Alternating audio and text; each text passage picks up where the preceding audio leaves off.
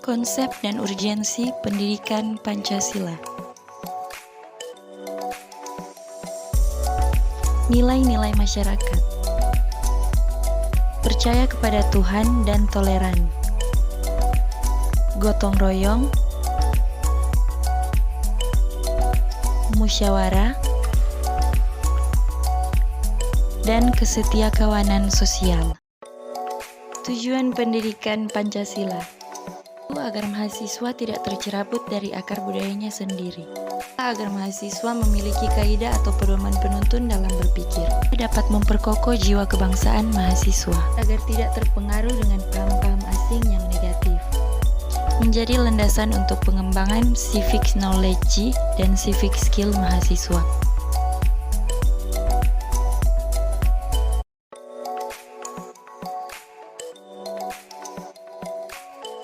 Menggali sumber historis, sosiologis, dan politis pendidikan Pancasila.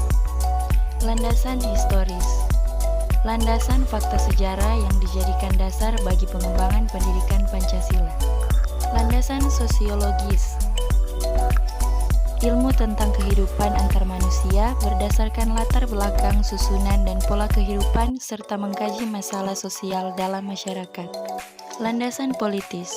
Berasal dari fenomena politik kehidupan bangsa Indonesia yang bersifat moral berdasarkan nilai-nilai Pancasila untuk mewujudkan politik yang sehat. Argumen tentang dinamika dan tantangan pendidikan Pancasila. Dinamika Pancasila.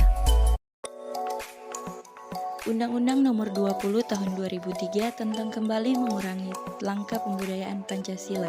Pasal 2 Undang-Undang Nomor 12 Tahun 2012 tentang pendidikan tinggi yang menetapkan ketentuan bahwa pendidikan Pancasila wajib dimuat dalam kurikulum perguruan tinggi. Tantangan pendidikan Pancasila. Faktor internal. Ketersediaan sumber daya, spesialis program studi yang makin tajam. Faktor eksternal, gaya hidup hedonistik, dan krisis keteladanan dari para elit politik.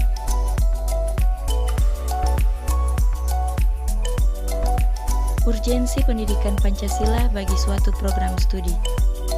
Berkaitan dengan tugas untuk menyusun atau membentuk peraturan perundang-undangan untuk mengembangkan knowledge, attitude, dan skill mahasiswa sebagai calon pemimpin bangsa dalam membangun jiwa profesionalitasnya sesuai dengan program studinya masing-masing.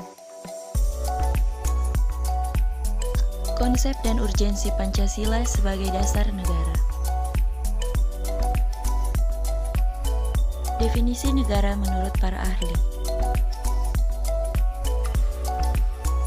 1. Menurut Aristoteles, negara atau polis ialah persekutuan daripada keluarga dan desa guna memperoleh hidup yang sebaik-baiknya. 2. Menurut Jean Bodin, negara itu adalah suatu persekutuan daripada keluarga-keluarga dengan segala kepentingan yang dipimpin oleh akal dari suatu kuasa yang berdaulat. 3. Menurut Hugo de Groot, negara merupakan suatu persekutuan yang sempurna daripada orang-orang yang merdeka untuk memperoleh perlindungan hukum di suatu daerah. Unsur mutlak bagi adanya negara.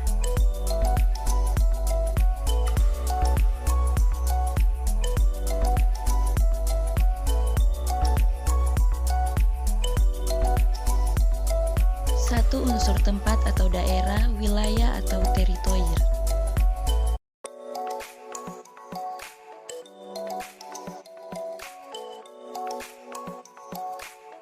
2. Unsur manusia atau umat, masyarakat, rakyat atau bangsa.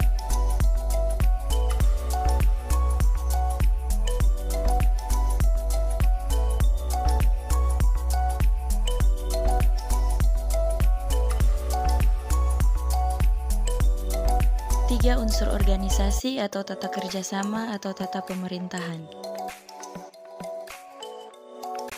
Konsep dan urgensi dasar negara. Secara etimologis, dasar negara maknanya identik dengan istilah ground norm atau norma dasar, Rechtsstaat atau cita hukum, Staatsrecht atau cita negara, filosofis Grundslag atau dasar filsafat negara. Secara terminologis, dasar negara dapat diartikan sebagai landasan sumber dalam membentuk atau menyelenggarakan Pancasila. Sumber Pancasila sebagai dasar negara. Sumber yudiris atau ketatanegaraan. Sumber historis atau dalam BPUPKI dan PPKI. Sumber sosiologis atau nilai dalam masyarakat. Sumber politis atau asas dalam sistem demokrasi nasional. Urgensi Pancasila sebagai dasar negara. 1. Agar pejabat publik dalam menjalankan negara tidak kehilangan arah. 2. Agar partisipasi aktif seluruh dalam pembangunan dalam berbagai bidang kehidupan bangsa dijiwai oleh nilai-nilai kehidupan.